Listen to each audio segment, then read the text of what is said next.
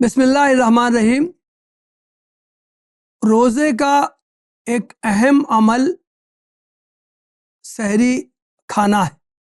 طلوع فجر سے پہلے سحری کھانا ضروری ہے۔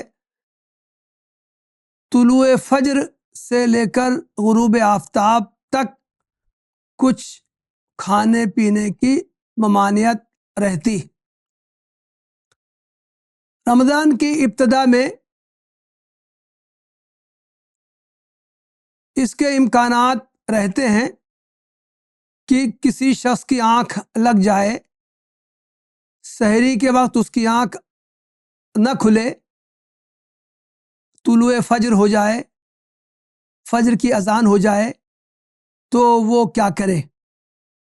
عام طور سے لوگ یہ سوال کرتے ہیں کہ اگر کوئی شخص سحری نہ کھا سکے تو کیا اس کے روزے میں کچھ کمی واقع ہوتی ہے؟ آج کی مجلس میں اسی سوال کا جواب دینے کی کوشش کی جائے گی۔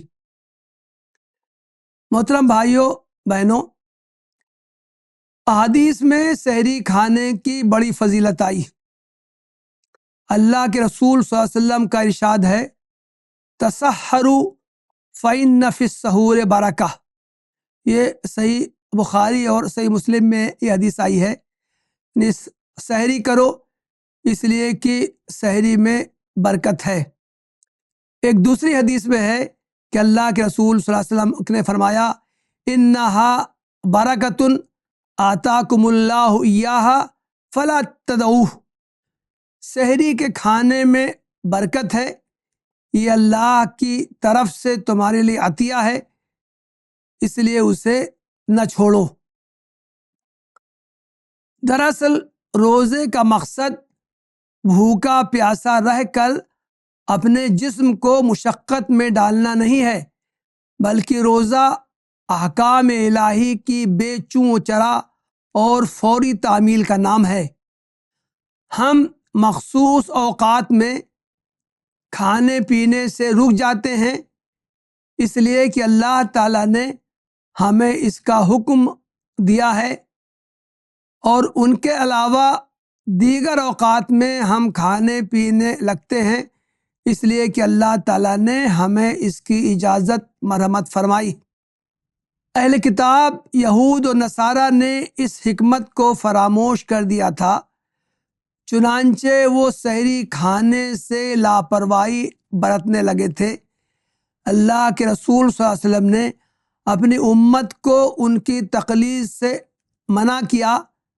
آپ صلی اللہ علیہ وسلم نے فرمایا، فصل ما بین صیامنا و صیام اہل الکتاب اکلۃ السحر۔ یہ صحیح مسلم میں یہ حدیث آئی ہے، یعنی ہمارے اور اہل کتاب کے روزوں میں یہی فرق ہے کہ وہ سحری نہیں کھاتے جبکہ ہم اس کا اہتمام کرتے ہیں۔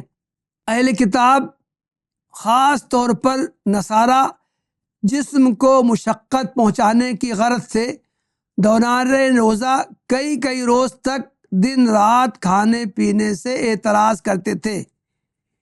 اسے صوم وصال کہا جاتا تھا۔ اللہ کے رسول صلی اللہ علیہ وسلم نے ایسا کرنے سے منع کیا ہے۔